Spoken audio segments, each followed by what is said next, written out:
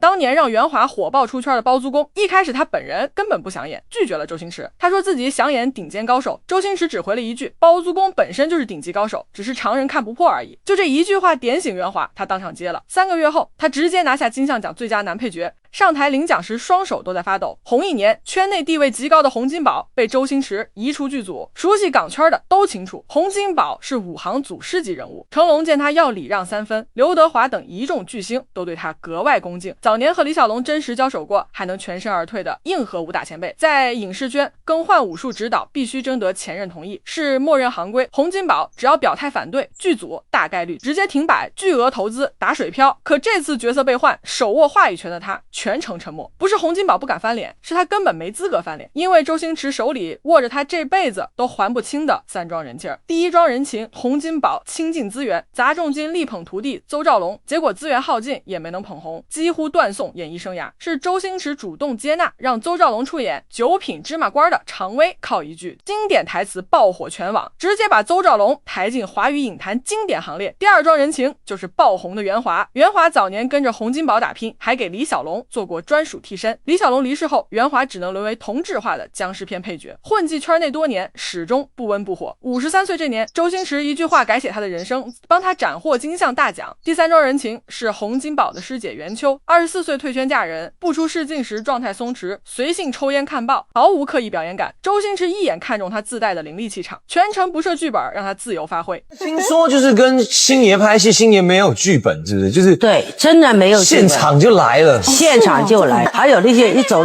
到那儿下，平时怎么骂人啊？他问我，我说看怎么骂了。如果他真的那种狠气，一直讲脏话啦，对，那后来他就走到那儿讲一句，走到那儿讲一句，走到那儿讲一句，看见那个骂谁骂谁骂谁骂谁，就好像把排那个话剧一样。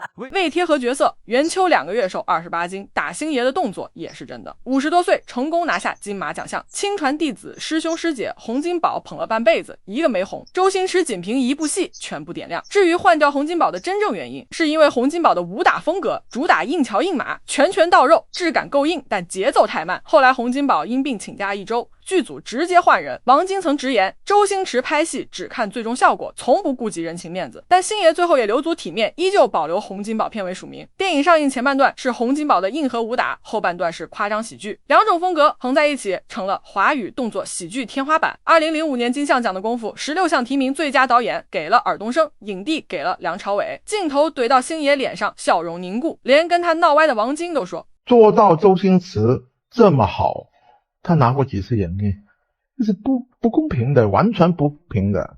2024年，洪金宝被问到如何评价周星驰，他说周星驰为了拍戏真的六亲不认，袁华熬了30年才圆梦。其实谁都没错，就是各有各的难处，这还是江湖，从来不是打打杀杀，全是人情世故。人情还不清，委屈咽肚里，哪怕心里五味杂陈，也只能笑着作罢。想当年洪金宝看着老兄弟袁华举杯谢周星驰，那心里的滋味外人哪能懂啊。